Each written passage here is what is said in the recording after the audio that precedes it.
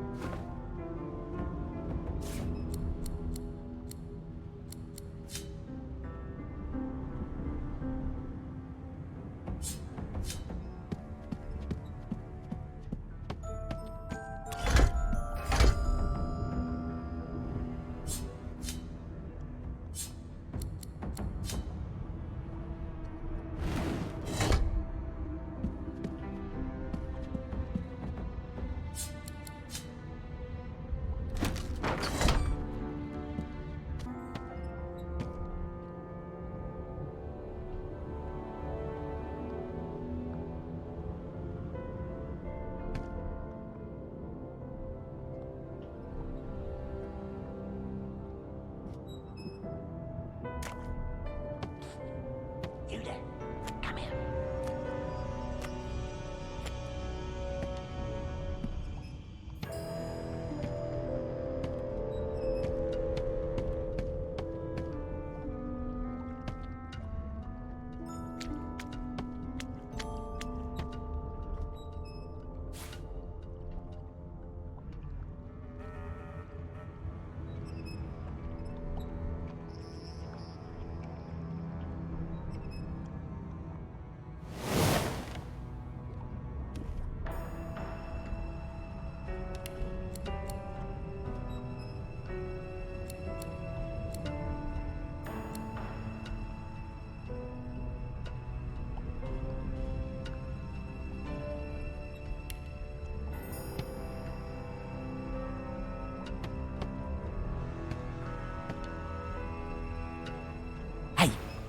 Hey, get me out of this cage and I'll make it worth your while. You in?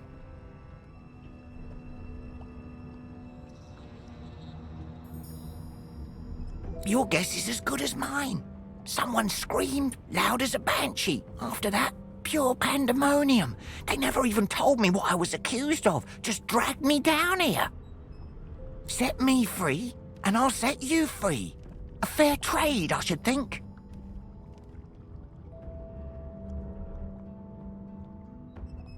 A gentleman among jesters, you are.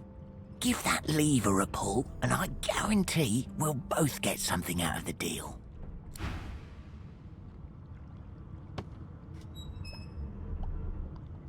Before you can even touch the lever, you hear a sniff and snort behind you as the snoring Magister mumbles himself awake. One bloodshot eye opens, and then another. Is my shift over? Are you here to relieve me? Wait, you're no Magister. You're a sorcerer. What are you doing here, filthy scrounger? Choose your words carefully. My fists ache to meet a new face.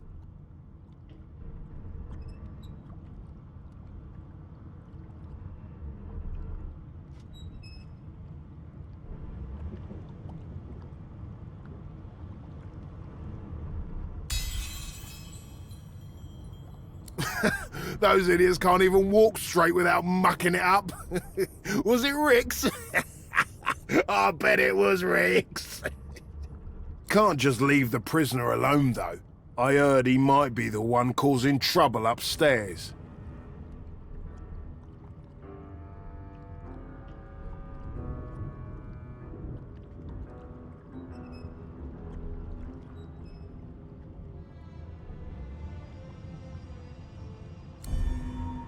If it's all the same, I think it's best he comes with me. Some offence intended. You hear that, Emoire? We're taking a walk.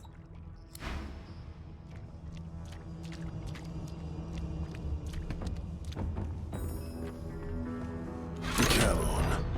And keep your hands where I can see them.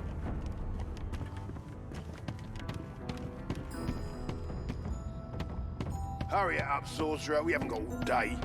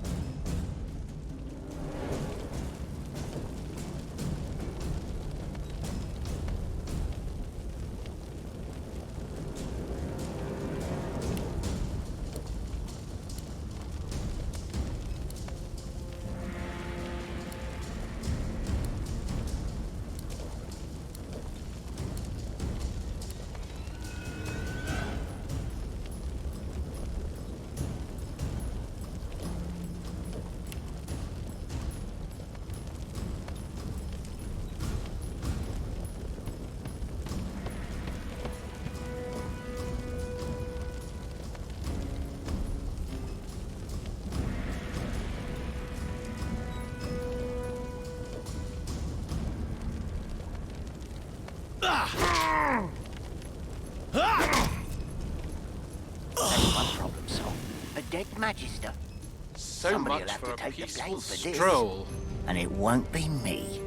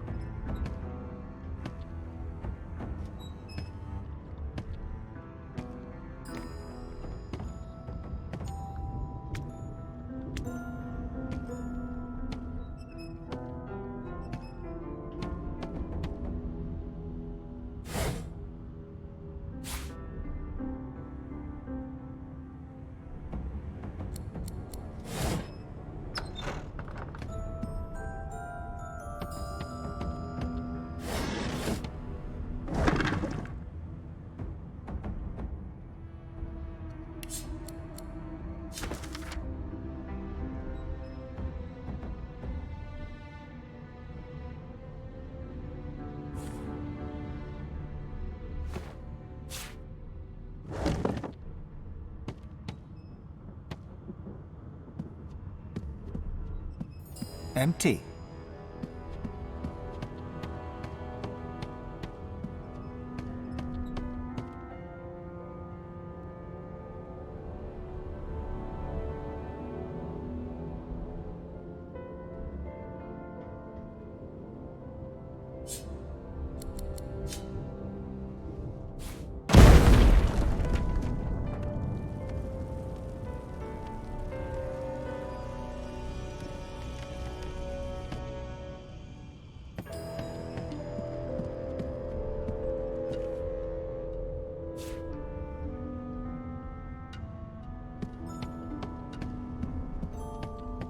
Not the most elegant solution, was it?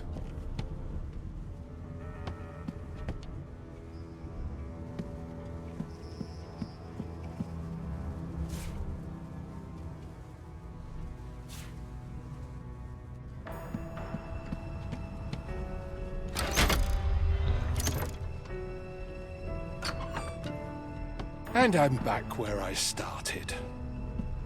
Nowhere to go but up.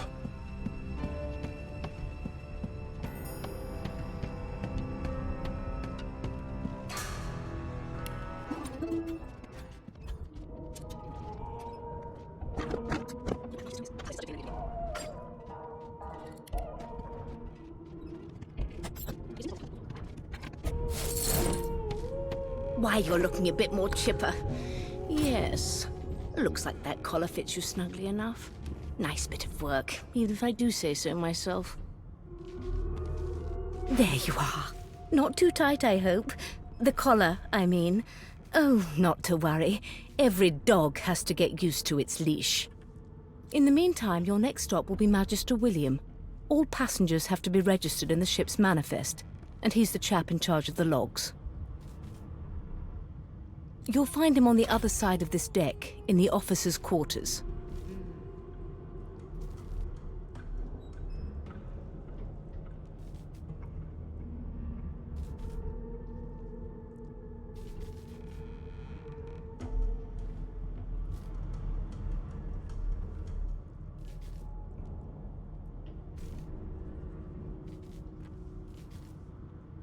It seems as though there's a pattern in the blood flow. That can't be natural. Why? Because we're at sea, of course, and have been for several days. Index fingers pressed to her lips, she pauses a moment to give you a scrutinizing gander. My word, you do seem a bit befuddled, don't you? Perhaps I was a bit too generous with that sedative. No lead. Oh, well, I'm sure you'll soon gather your wits. Most likely. Eventually. In the meantime, all you need to know is that we're en route to Fort Joy. A new life awaits, and if you're a particularly good boy, perhaps a cure as well. An end to Sauce. For good. Is he? Oh well. Some problems simply sort themselves, don't they? She frowns and peers at you closely, resting the back of one hand on your forehead and taking your pulse with the other. Delusions such as these are rare, but not unheard of. I recommend a cup of mulled wine and another night's sleep. Just take it easy. Why, for my peace of mind, of course.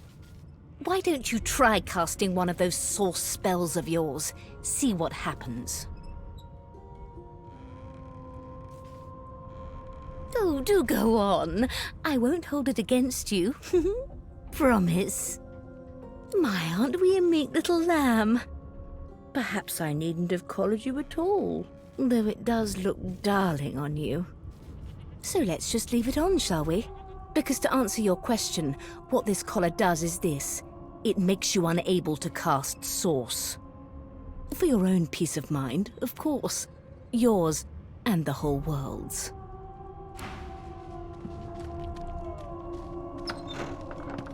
Good gods!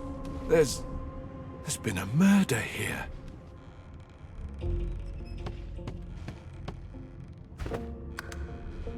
A young magister stands pale and silent. Her knuckles whiten around her weapon as you pass. Behind the magister, a bloodied mass lies in a heap. Gore and limbs lie at odd angles.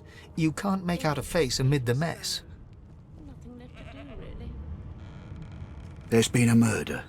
A sorcerer was killed by one of your own. Lucky you were busy getting your collar fitted at the time, or you'd be a suspect like the rest of them. Waters is investigating. She'll figure out who did it. Always does. Aren't you enterprising? I'll let Waters tell you no herself. Go ahead. She with the body.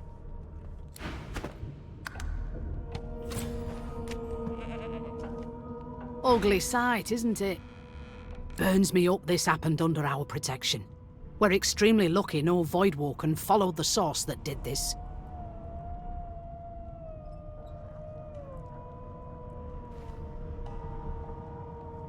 She looks up at you with a mirthless smile.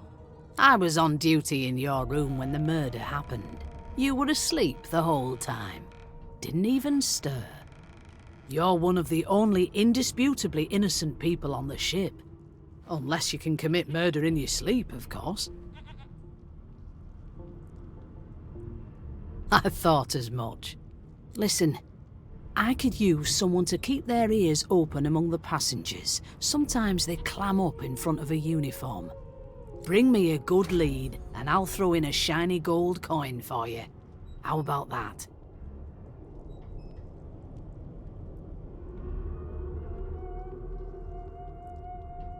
Thanks.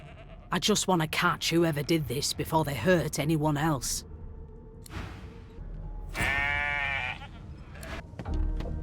No! What's your name? No! Gods, didn't your mother teach you any manners? She got eaten by a void woken. Forget it. It was one of them. I know it. Name? Would you put a knuckle in it? I'm trying to concentrate. They don't care about us. We're like cattle. I don't like comedy. I'll give you that knuckle if you keep... Well, you aren't here on my list. Scrammy. We're trying to catch a killer here. Picking us off one by one. Ah, there you are. Husband.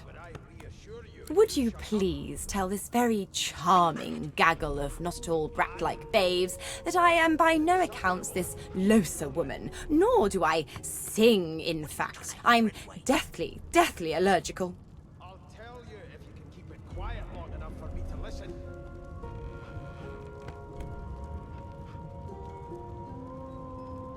How very correct you are, spouse of mine.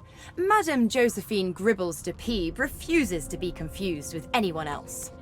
What? What's so funny? Her pinched face cracks into a great grin, and she shoos the children away from her with a laugh. Yeah, okay, you found me out. Go on and git, and maybe I'll sing you something when I'm good and ready. She turns to you, dark-eyed and dirty-haired, and smiles flatly. Gotta keep ourselves entertained, haven't we? You presume right.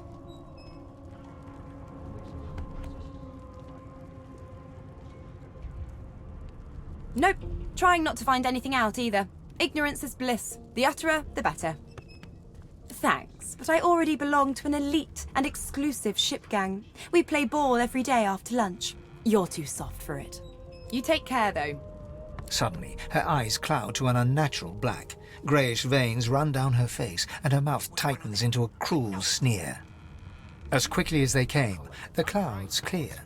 She smiles as though no change came over her. Good luck, Chief.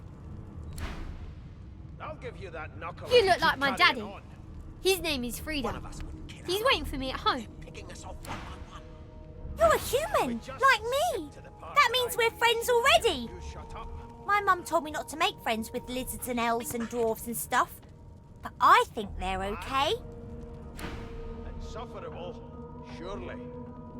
Do you know Losa? She's a really good singer.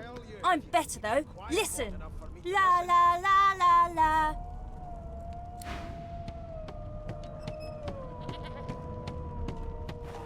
Please, please, please.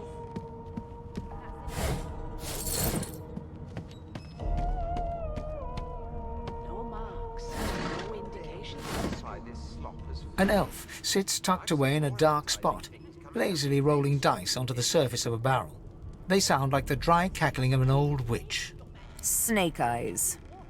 She chuckles. I bet that's just what they'll look like. She shakes her head. Game for one, I'm afraid.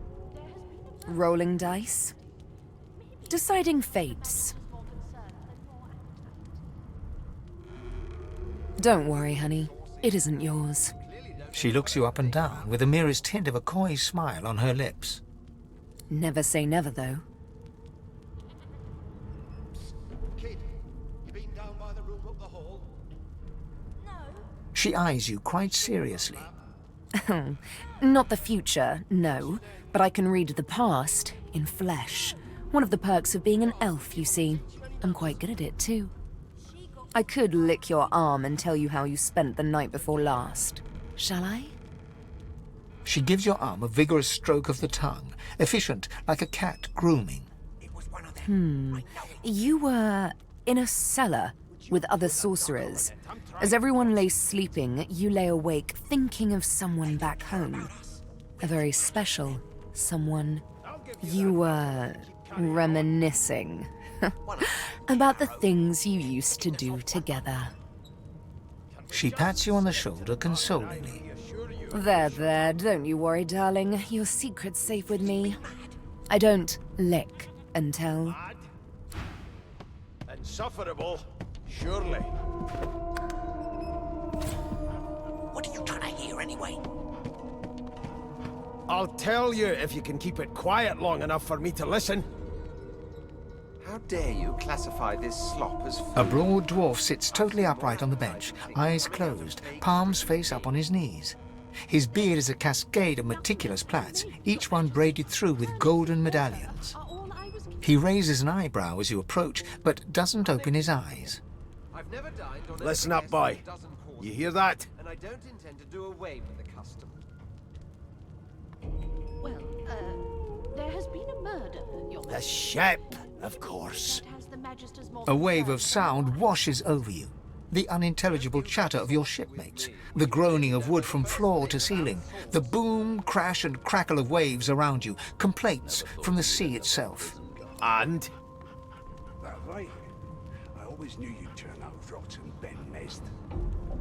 Your kind always... The fellow cocks his ear, listening. That isn't anger, it's... He cocks his ear to the other side, then smiles. Anticipation. She senses something. I'd hold on to my breeches if I were you, mate. That's all you hear, though. Listen close. There now, just like that. Squeak! Aha! His eyes snap open as his countenance breaks into an expression of joy. One great paw claps you on the back, the other catches you before you lose your footing. There. You heard it, didn't you? I knew it. I knew it. Aye, this is good news, boy. Good news. Well, there has been a murder, Your Majesty. It's the wheel. The wheel. Don't you see, you beautiful idiot? Squeaks whenever the helmsman jerks it clockwise, which means we're heading east. Burn my beard. That means if we've been travelling for, yes, only 10.34 nautical miles to Fort Joy. Be good, you scallywags. Ah, so you've eyes as well as ears, eh? You'll go far, mate, even here. That right. I always knew you'd turn out rotten. No indeed, boy. But that ain't my final destination. The dwarf leans back from the table and strokes his beard, gold medallions jingling merrily. His eyes roll over to you. That'll be all. Thank you kindly, boy. The Inquisitor gets here, we'll hang you right over the side of this ship with it. You, Jill, is that right? He continues stroking his beard, a beatific smile on his lips, and doesn't acknowledge you anymore. You are Jill, aren't you? You one of them? A Divine Order loyal? They killed a sorcerer, you know. They'll hide the evidence well enough, but make no mistake. I've seen more appetizing things coming out of plague-stricken pigs. There's nothing else I can make, Your Majesty. Turnips and water are all I was given. Well, well. What have we here? A fresh face in this stale hell. Let's size you up, shall we? See if you'll do. The lizard looks you up and down, like a farmer would a fetching horse. All of a sudden, he grips you firmly by the chin, with the intent of inspecting your teeth. There's some discoloration, but I've seen worse. After all, one can't expect to find prime merchandise on a squalid little ship like this. Now then, to business. You will answer me 3 questions. The first one is this. Can you cook? Ah, music to my beleaguered stomach. On to the second question. Can you knit, weave? In short, tailor?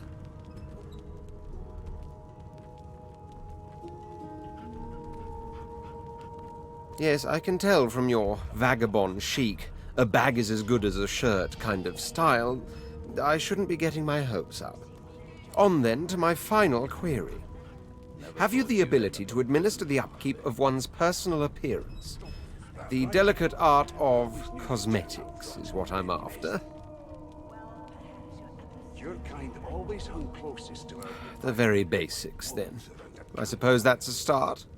So, 3 questions asked, 3 questions answered. Let's evaluate, shall we? As per your own testimony, you can cook and groom, but you have the fashion sense of a monkey in a clown suit. Still, beggars can't be choosers. So without further ado, I offer you my sincerest congratulations. As of now, you are my slave. My slave, of course. Oh, but I see. Yes, I suppose it must take some time for the full extent of this honor to sink in. Anyway, you may leave me for a moment. We'll go over your duties once we reach Fort Joy. Now shoo! I'll give you that knuckle if you keep carrying on. I spent my life singing for my slaves to bring me my supper. Finer fare than boiled roots and rotten tubers, too. Meanwhile, the Magisters feast on honeyed meat behind this very wall. The indignity.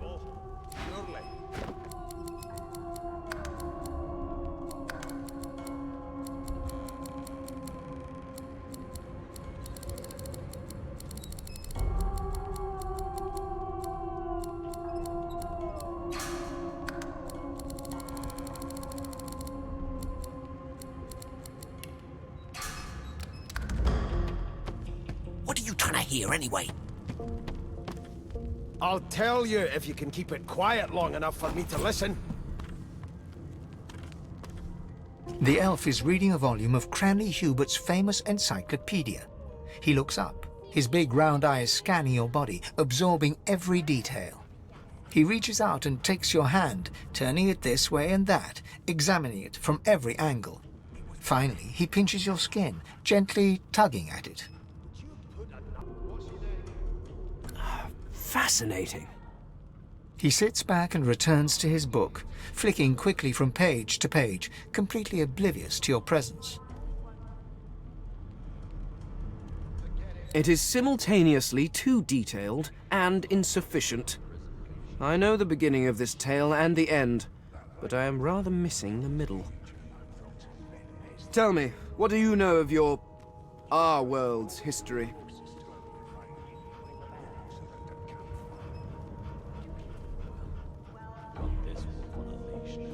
Oh, please.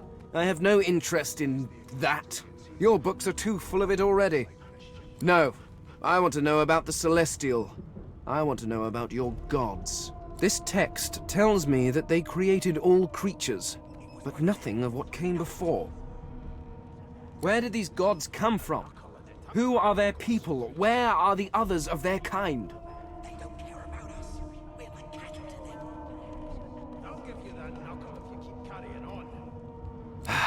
Of course you don't have any useful information. Why did I expect anything else? Now please, run along. I have a world to decipher. No amount of pestering will get the elf to take his eyes off his book or respond to your questions. Surely. What are you trying to hear anyway? I'll tell you if you can keep it quiet long enough for me to listen. Here to register, sir. Good, good. Magister Williams is just about done with the last passenger. You faring okay so far? Trust me, with Bishop Alexander in charge, things will get a lot better from here on out. He's God-woken, you know. You head on in now. Williams will get you sorted fast. Never thought you'd end up a prison guard, Vic. That right. I always knew you'd turn out rotten, Ben Mezd. Your kind... A scruffy man lounges against the wall with scarred arms folded.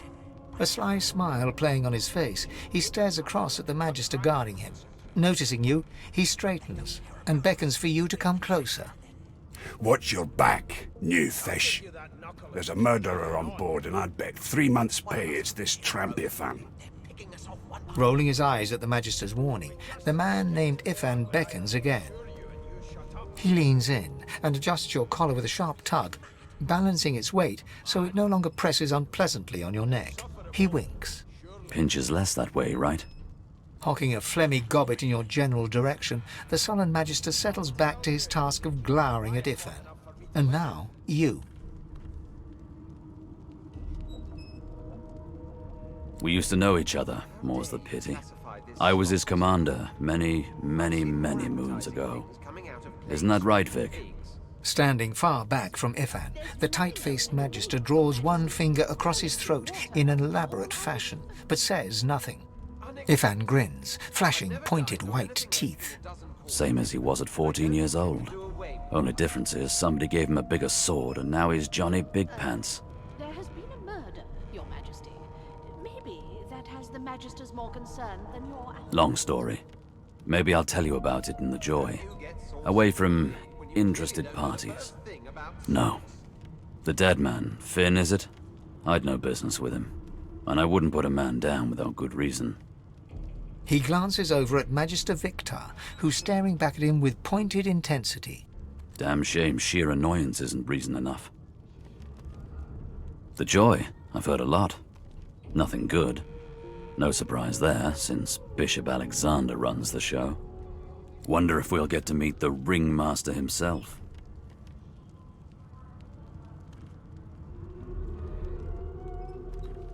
Easy now.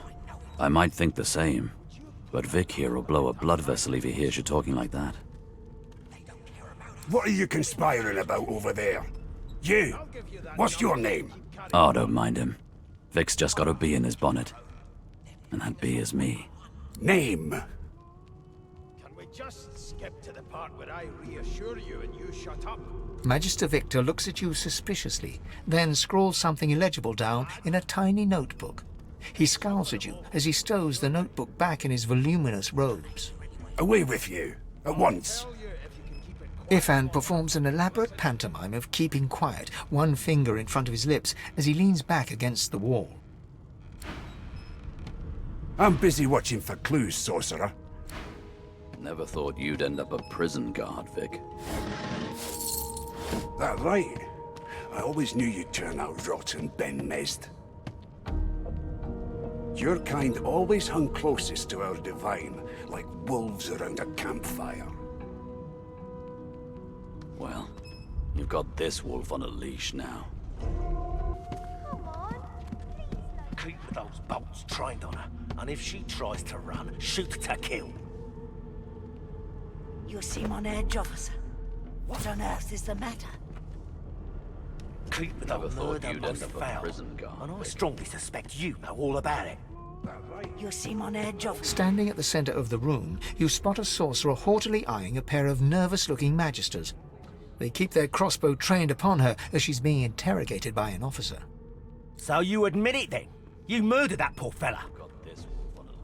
Yes, I did. But of course, that was only the beginning. She turns her head and looks you straight in the eye. There are others whose lives must end. Good God, the woman's mad. You there, sorcerer! Go and fetch Magister Siwan. We need to do more than collar this maniac. We need to shackle her, hands and feet.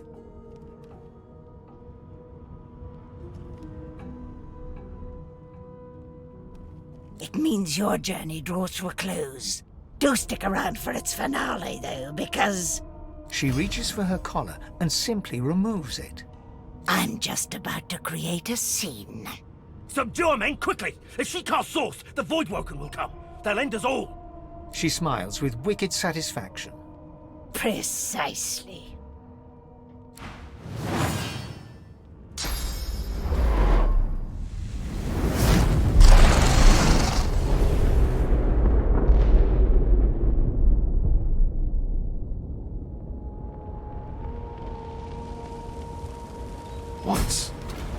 What's happened?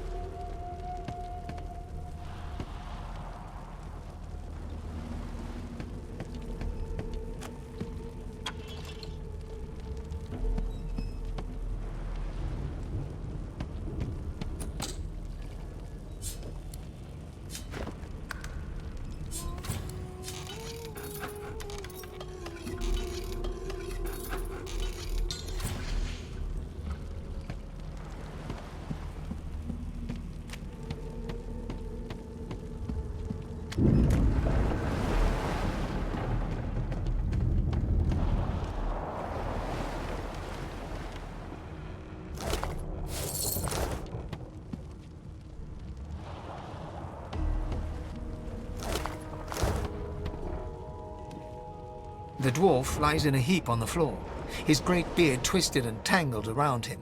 He is stock still. You can't see if he's living or dead. You hear a faint thud, thud, thud. He's alive, but only just.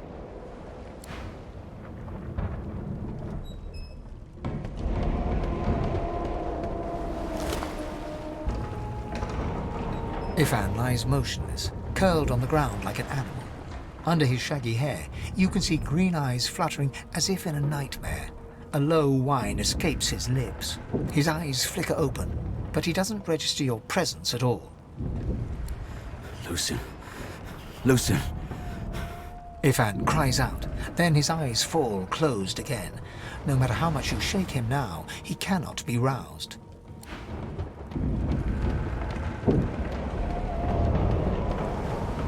Oh! What happened? Must have been the turnips. Water? Wine, for goodness sake! Oh! The lizard's eyes close as he slips into unconsciousness.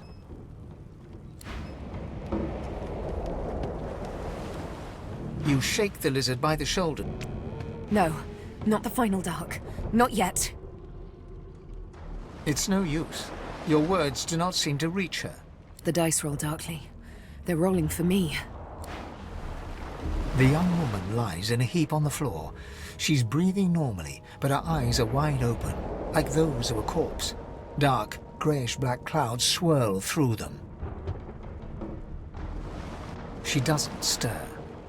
The Magister lies on the floor, unconscious and bleeding from a dire-looking wound.